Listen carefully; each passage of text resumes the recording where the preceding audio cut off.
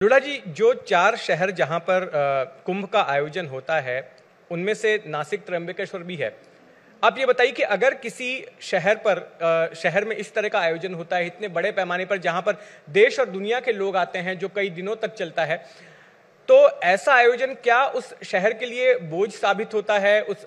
शहर की व्यवस्थाओं पर एक दबाव पैदा करता है, या फिर ये उस शहर के लिए एक अपॉर्चुनिटी होती है, एक मौका होता है अपने आप को विकसित करने का, वहां पर विकास कार्यों को आगे बढ़ाने का?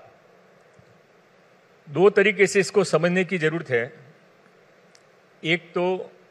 इसका कंपैरिजन आप करिए जब दुनिया में ओलंपिक्स होते हैं तो जी,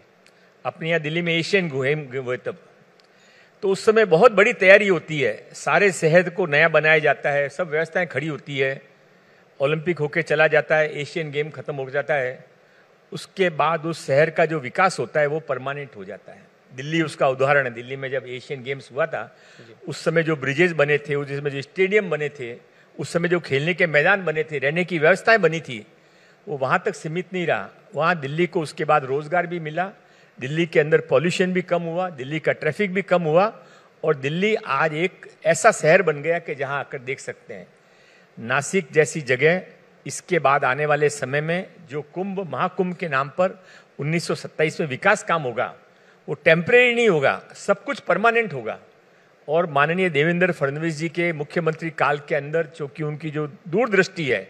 उसमें हम देखेंगे कि जैसे आज हम महाकुंभ को देखने के लिए प्रयागराज स्टडी करने के लिए जा रहे हैं, 2027 के महाराष्ट्र के महाकुंभ को देखने के लिए सारी दुनिया के लोग, केवल महाकुंभ वाले भी नहीं है, जिनको भी कोई बड़ा प्रोग्राम करना होता है वो यहाँ पर आएंगे। और जैसा कि मैं आपको बता रहा था कि यह एक और उदाहरण इसके साथ में जोड़ना चाहिए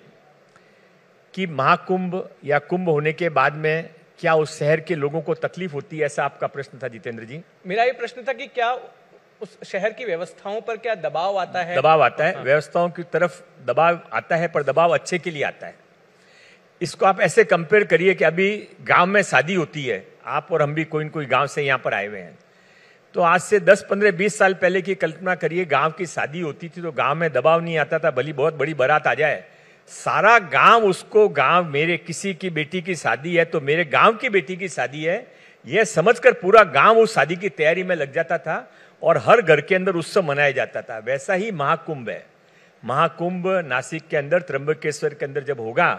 तो सारा शहर उसमें दबाव नहीं, आनंद महसूस करेगा, और सब उसके अंदर एक बड़े जन आंदोलन के रूप में, जन सेवा के रूप में, जन भक्ति के रूप में शामिल होंगे।